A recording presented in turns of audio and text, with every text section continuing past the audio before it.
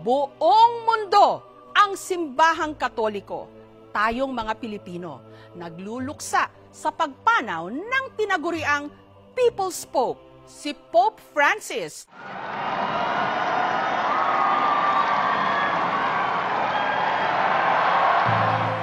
Isang magiliw, bagamat halatang nangihina rin na Santo Papa ang bumungad sa publiko nitong Easter Sunday o Pasko ng Pagkabuhay.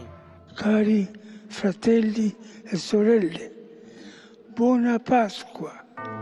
Kaya nagulat ang lahat nung kinabukasan, isang masamang balita. Carissimi fratelli e sorelle, con profondo dolore devo annunciare la morte del nostro Santo Padre Francesco. Ang lider ng simbahang Katolika, ang binansagang People's Pope na si Pope Francis,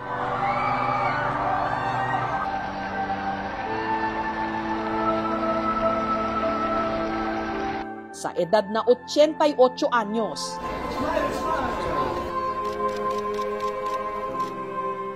Humanaw na. Raccomandiamo l'anima del Papa Francesco all'infinito amore misericordioso di Dio Uno e Trino. Lumipad ako pa Vatican City para makibalita at para masilayan at magbigay respeto sa Santo Papa. Sa huling pagkakataon, ang mga labi ni Pope Francis nakalagak dito sa St. Peter's Basilica. Kiramay po kami sa inyo sa pagpanaw po ni Pope Francis. Alam ko malapit na malapit kayo sa kanya eh. Oo, nang salat. Maraming salamat. Talagang minahal ni Pope ang mga Pilipino. Ang tawag ko ng mga maraming Pilipino sa kanya, Lolo Kiko. Alam niya na Lolo Kiko ang tawag sa kanya na marami. Saya niya. Pag nakakita siya ng mga Pilipino na tinatawag siyang Lolo Kiko, talagang sobrang saya niya. Malapit sa kanyang mga Pilipino, ano ho? Hindi lang dahil sa alam niya na mga Pilipino ay tunay na nanampalataya, dahil din sa lifestyle natin na kung saan tayo ay madali ding maging kaibigan ng lahat at dahil sa ating pagmamahal sa kapwa, pagmamahal sa Diyos. Pwede bang ikwento nyo sa amin just how closely you worked with Pope Francis? Pag may mga bibisitahin ako, mga places kung saan yung mga mission ng congregation namin, dumadaan muna ako sa kanya at naghihingi ng blessing. At ang pinakamaganda pong relationship namin ay yung pagiging parang kaibigan lang talaga. Hindi po yung parang head or leader na kung saan yung leader ang nagkukumand. Nakikipag-usap po siya at gusto niyang malaman lalong-lalo na yung mga paghihirap namin as missionaries. So hindi siya yung parang Santo Papa na napakataas, hindi maabot, hindi ho siya ganon? Hindi po, talagang ang pinadama niya po sa lalong-lalo na sa akin, yung magulang na ginagabayan niya yung kanyang mga anak hanggat po nga sa huling minuto ng kanyang buhay ay in-offer niya pa para sa atin. Yung huling public appearance niya, nag-tour pa siya sa St. Peter's Square. Oo, pinakita niya talaga na sa sufferings, hindi dapat tumigil ang isang tao. I can only reiterate the importance and above all, the richness and the beauty of family life.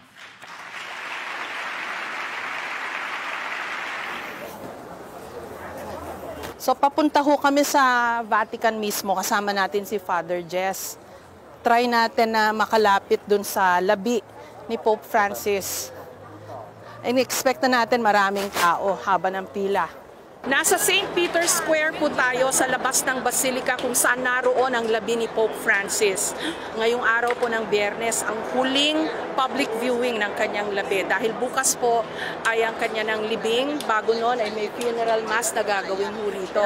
Napakaraming tao ho rito, matyagang pumipila. Yung iba, hindi bababa ng 4 na oras ang ipinila. Para lang sa ilang segundo na sila'y makalapit sa labi ni Pope Francis. Siguro yung mga dami ho ng mga pumupunta rito para pumila na makapasok sa St. Peter's Basilica, patunay rin kung gaano minahal ng maraming tao sa buong mundo ang yumaong Santo Papa. Kahit yung mga hindi pareho ng paniniwala, mga nasa Gaza, yung mga dumadaan sa mga matinding pagsubok, he would reach out to them, yung mga nasa laylayan. At ngayon, nakikita rin yung sukli sa kanya. Dahil ang dami hong pumupunta rito from all over the world, across all generations narito. Dito na tayo sa mismo ng St. Peter's Basilica. Ito na yung holy door. So, papasok tayo dito para makalapit dun sa kanyang labi. Siksikan yung mga tao.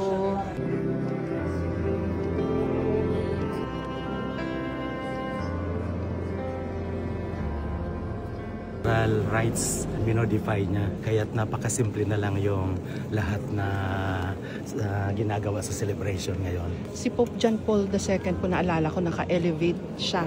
Nakapatong dun sa kabaong medyo mataas yung pwesto. Kasi yun yung part ng rights for the funeral of the popes. Pero si Pope Francis, Pinili niya itong napakasimple kasi gusto niya yung parang funeral lang ng simpleng Kristiyano. At saka isa lang na kabaong yung ginamit, hindi na tatlo. hindi na rin red shoes. Hindi. Ito yung altar ni Pope Francis. Dito altar po. Dito siya madalas magmisa noon. Ngayon, doon siya nakalaga yung kanyang labi.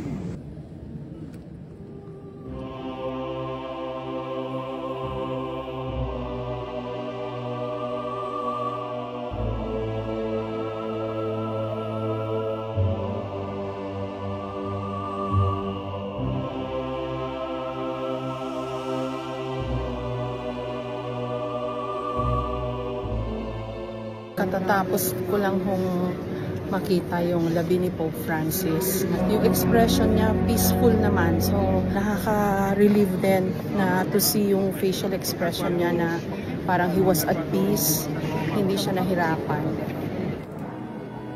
Kalalabas ko lang po ng St. Peter's Basilica. Nakalapit po tayo ng ilang segundo dun sa yung pinaka-close na pwesto. So ako, nagsabi na lang po ako ng thank you Pope Francis for everything. Habang papalapit doon sa labi mismo ni Pope Francis, madarama mo talaga yung katahimikan. Nakakatuwa rin na makita may mga younger generations at nanggaling sa iba't ibang mga lugar ng mundo.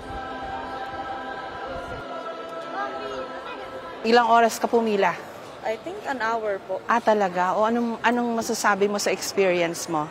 Well, it was very touching naman po siya. At the same time po, parang it's a chance din po para magdasal po. What is it about Pope Francis na gustong-gusto mo? Ang humble niya po as a person. That's what I like about him po. Kasi nakita mo yung labi ni Pope Francis. Ano reaction mo? Ano masasabi? Nakakakilaw. Bakit? Talagang ramdam mo yung ano niya sa yung spiritual niya. Ilang oras ka pumila? Swerte po ako, nakapila po ako ng mga kulang-kulang po 2 oras.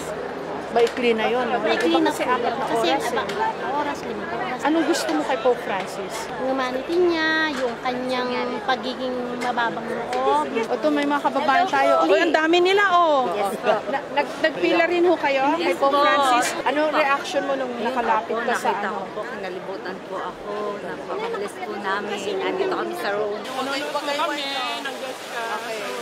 Thank you po, Nandito na po tayo sa St. Peter's Square. Kitang-kita naman dito yung physical arrangements para po dun sa gagawing funeral mass bukas. So, ito yung upuan ng mga VIP dahil andito raw si President Trump ng Amerika, pati si former President Biden nandito. I understand nandito na rin si President Bongbong Marcos at marami pang iba. Si Pope Francis o si Jorge Mario Bergoglio na mula Argentina, kilalang namuhay ng simple. Sa hinabahaba na ng storya ng papacy, siya lang ang unang gumamit ng pangalan na Francis na hango sa buhay ni San Francisco de Assisi. Talagang isinasabuhay niya na yung pagiging payak na pamumuhay. Kasi nung unang mga panahon, yung mga Santo Papa ay nakakapaya ng pula, tapos talagang full regalia. Pero ang Santo Papa nang bumungad sa balcony ng St. Peter's, white, very simple talaga siya. Ang mga Santo Papa ay nakatira talaga sila sa palasyo ng Vatican. Pero si Pope Francis ay ginusto niya na manirahan sa isang maliit na apartment sa likod ng Vatican. Ang tawag natin ay Santa Marta. Namatay siya na meron lang less than $100. Imagine, ang isang makapangyarihan na leader ng simbahan namatay ng, ito lang yung pera niya. 340,000 euros na sweldo kada taon ng mga Santo Papa. Hindi niya raw po ito tinanggap. Ang 344,000 euro ay talagang hindi niya tinanggap. His Holiness Pope Francis. Pero higit sa lahat, tumatak siya sa kanyang puso na para sa mga mahihirap. Ipinakita niya ito hindi lang sa gawa, sa kanyang pananalita, sa isinabuhay niya ito eh. Every life is sacred. Lagi niyang ipinapaalala saan mang parte ng mundo na dapat tulungan ang mga mahihirap, yung mga nasa laylayan ng ating lipunan. Isa sa mga una niyang proyekto, magpagawa ng palikuran, paliguan para sa mga homeless dito sa Rome. Sa tabi po nitong mga napakatatayog na mga column na napakagagara, napakagrandyoso, akalain nyo ho, nagpatayo siya rito ng mga CR at paliguan para sa mga homeless dito sa Vatican. Para bang inilapit niya yung simbahan sa kanila at binigyan ng konting kalinga. At alam niyo ho ba, dun sa loob ng men's CR na yan, merong maliit na oven na nagbe-bake ng tinapay para may makain din po yung mga homeless.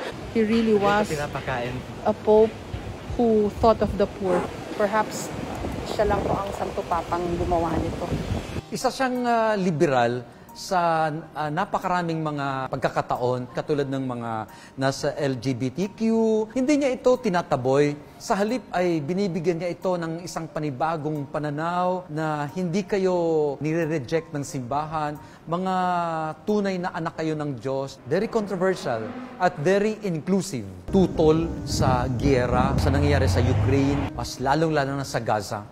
Why are deadly weapons being sold to those who plan to inflict untold suffering on individuals and society? At yung pakikipag-ugnayan niya din sa mga Muslim at magiging inclusive tayo, ang tawag natin sa kanila ay mga neighbor religions.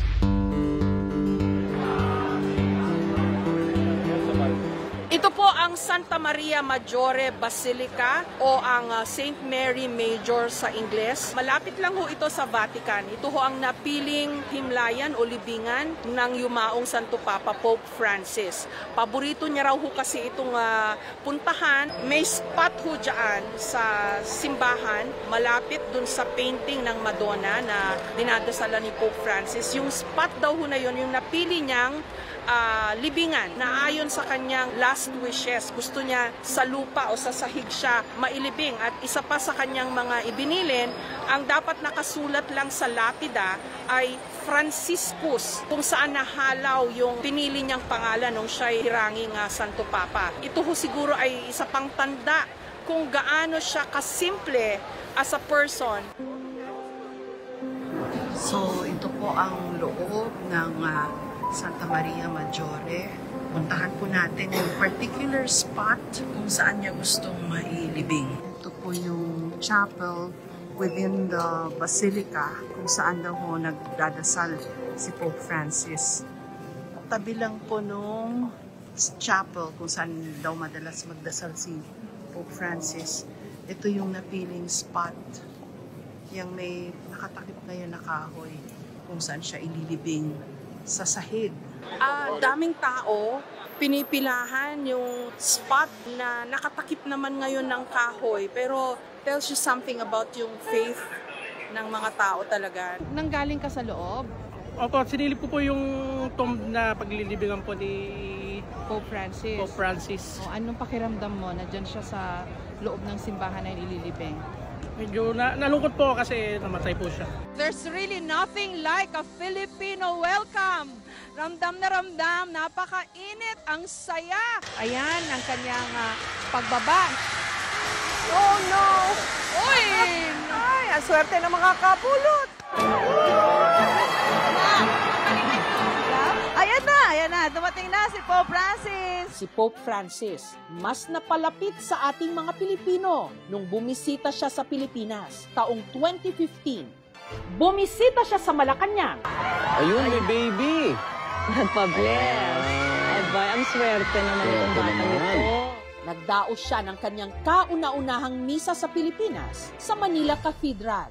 Do you love me? Then, thank you very much.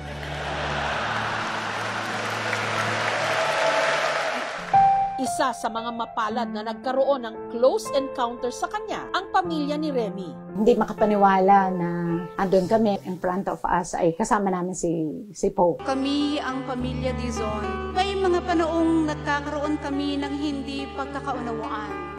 Ngunit ang mga pinagdaanan namin ang siyang nagturo sa amin na maging isang Kristiyanong pamilya.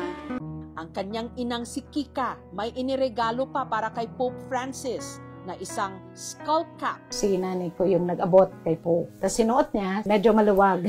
Binalik niya kay nanay yung skull cap. Ang souvenir mula sa Santo Papa, nakatago ngayon sa kanilang simbahan. Memorabilia na namin siya dito sa Holy Cross Parish. Ay, dito na namin siya pinwesto. Nakatanggap din daw sila ng rosaryo mula sa Santo Papa. Ang kanyang nanay Kika, yumaon ito lang nakaraang buwan at ito raw ang ipinabaon nila sa kanyang libingan. Para lagi pa rin niyang kasama si Pope Francis. Sina Remy, napili raw noong makalapit kay Pope Francis dahil sa pagkupkup noon ng kanyang nanay Kika sa mga seminarista sa kanilang lugar. Isa sa mga pinatuloy nila rito, walang iba, kundi si Cardinal Luis Antonio Tagle na isa sa pinakamalapit kay Pope Francis. Time na yon, dito namin sila pinapatuloy sa kwartong to. Ito yung isa sa memorabilia namin with Cardinal Tagle. Andito siya, ito nung seminarista pa lang siya, bata pa. Pero isa sa pangunahing misyon ni Pope Francis ang makamusta at madamayan ang mga biktima ng super bagyong Yolanda sa Tacloban. Touchdown! Eto na ang Santo Papa.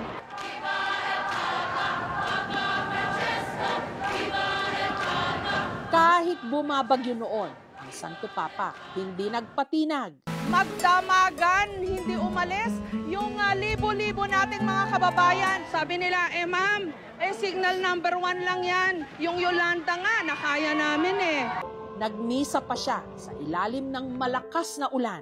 Y cuando, permítanme esta confidencia, y cuando yo vi desde Roma esta catástrofe, sentí que tenía que estar aquí para estar con ustedes. Un poco tarde, me dirán, es verdad, pero estoy. Yung misa niya sa Tacloban, nakakapote siya ng yelo na yun ang suot ng mga tao. Talagang nakipagkaisa talaga siya. Di masukat ang kanilang tuwa na personal na makita ang tinaguriang People's Pope na sinadya ang kanilang lalawigan para mabigyan ng inspirasyon ang mga patuloy na bumabangon mula sa Super Typhoon Yolanda. Ang pamilya ni Mary Jane Arias na nakatira sa isang barong-barong sa tabing kalsada, mas maswerte. Sa tapat kasi ng kanyang bahay, bumaba ang Santo Papa. Yung lumapit sa amin, pakiramdam ko na lumalapit din si Lord. Nung naglamano kami, pinapray kami. Nalikan yung kapatid ko, yung baby, na part sa amin, si Pope Francis. Kasi siya yung nagpabago sa amin at sa paniniwala sa Diyos din.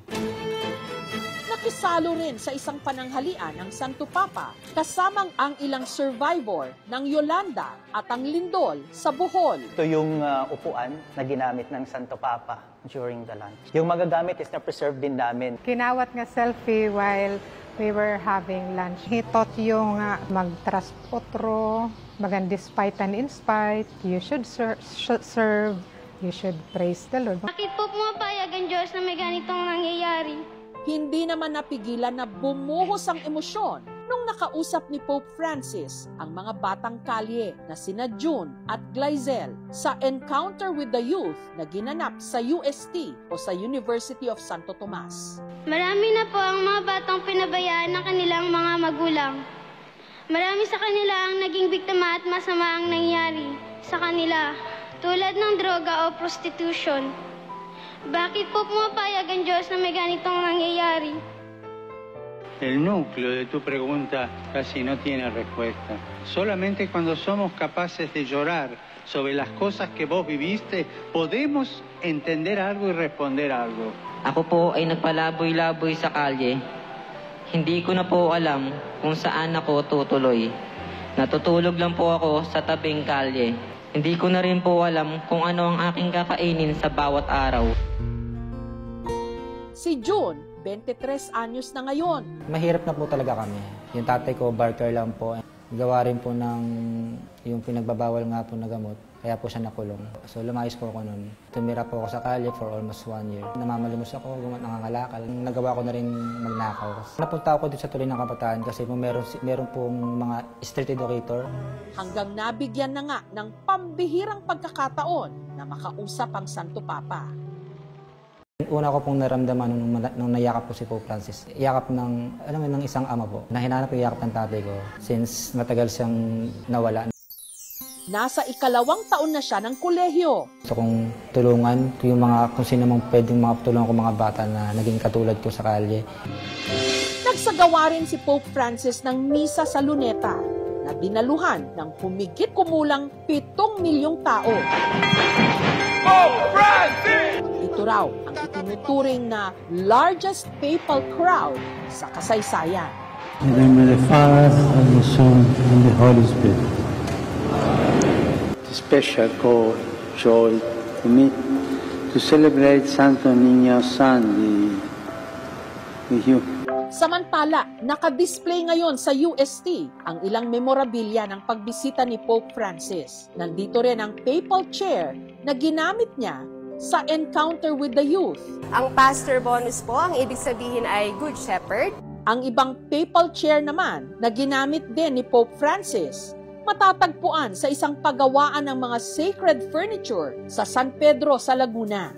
Ang papal chair na ginamit niya sa meeting with the family sa Pasay, gawa sa telang tinala. Kaya tinawag itong Tinalak Papal Chair. Ginawa po namin yan para talagang Pinoy na Pinoy itong chair na ito. At ang pinakamahalaga raw sa lahat, ang ginamit ng Santo Papa sa makasaysayang misa sa Maynila, ang aktwal na Luneta Papal Chair. Pumispesyal yan. Kasi hindi man ako makalapit kay Pope, yung ginawa ko, uupuan niya. Malaking blessing po sa akin yun. Masyadong importante sa amin to, masyadong significant. Lalo na ngayon na wala na si Pope Francis. Pebrero nitong taon, nung nagsimulang bumagsak ang kalusugan ni Pope Francis. Pumunta pa siya sa St. Peter's Square para sa Easter Sunday blessing. Cari fratelli e sorelle, buona Pasqua. At yun na nga ang huling pagkakataon na nasilayan ng publiko si Pope Francis.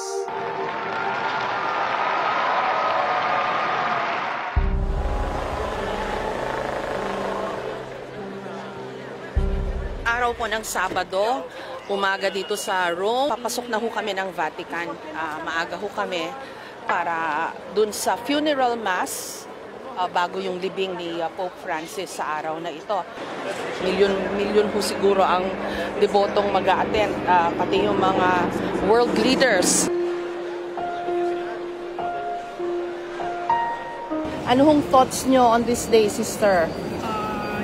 We are here to pay homage to Pope Francis, and this is a way of thanksgiving to him for he's so special. He is loved by all of us. Siyempre, mamimiss niyo po siya. Of course. I met him twice. Talaga po? Ano sabi niya sa inyo? Sabi niya, we have have to disseminate and remain simple, and the church needs a simple preacher.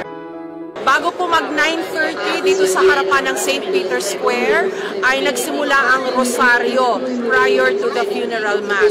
Sa mga sandali pong ito, rush ng mga tao na naghahabol para makahanap ng pwesto para maka-attend din sa misa. Saan po kayo nang galing, ma'am? London. Galing kaming London. Ang layo ng pinanggalingan nyo. Well, it's very hard moving. It's 10:03, dito pa rin po sa St. Peter's Square. And mukhang in place na po yung mga VIP doon sa harapan. Sa harapan nandun yung mga cardinal at yung mga obispo. And yung mga deboto naman na narito, nandito lahat sa St. Peter's Square. Nagsisimula pong magpalakpakan to signal siguro yung start po ng funeral mass.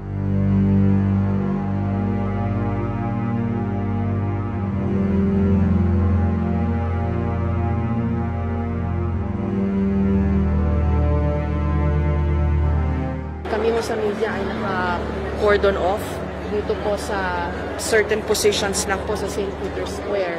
Kasama ko sa mga nandito sa aming pwesto ay si Julian Assange na isa sa prominente na whistleblower. Narito ho siya para mag-attend din ng funeral mass. Sikat po si Mr. Assange dun sa WikiLeaks. Nakulong po siya ng matagal dahil po doon at nandito po siya sa misa rin ngayon. Pax vobis. Verbum Domini. Deo gratias. Multilingual po itong ginaganap na funeral mass. Kanina narinig natin, basically it's Italian, pero meron din Latin, meron din Spanish, and English. Ang nagpe-preside po nito is His Reverend Eminence Cardinal Giovanni Battista Re, ang Dean of the College of Cardinals.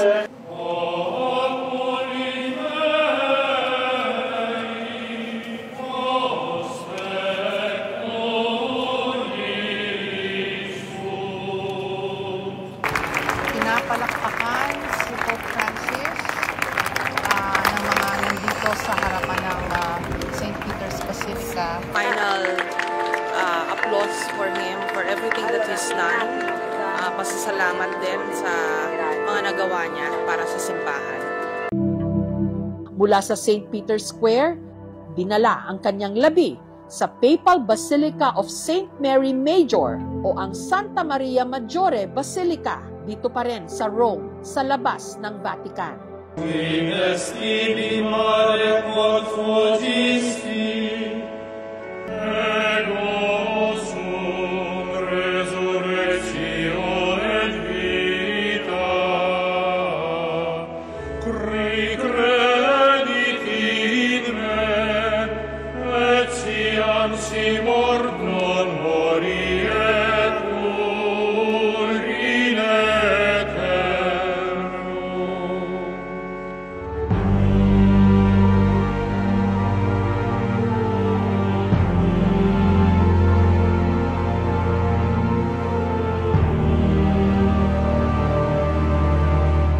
Binago niya ang muka ng simbahan sa pamamagitan ng pagbabalik nito sa karukaan ni Kristo. Ang sabi niya, kung hindi dukha ang simbahan, hindi yan ang simbahan. Pater, et Filius, et Spiritus Sanctus. Amen. 12 taon na muno si Pope Francis sa simbahang Katolika. Mula 2013 hanggang sa kanyang pagpanaw nitong 2025, siya ang kauna-unahang Santo Papa mula sa Latin America. Lagi niyang ipinapaalala na tulungan ang mga mahihirap. Dahil dito, tinawag siyang the People's Pope o the Pope for the Poor. Napakalaking puwang ang kanyang naiwan, pero marami ring magaganda at masasayang alaala.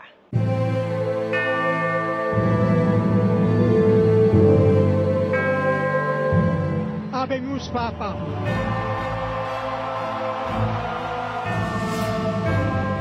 Only by becoming poor ourselves, by stripping away our complacency, will we be able to identify with the list of our brothers and sisters. Please pray for me.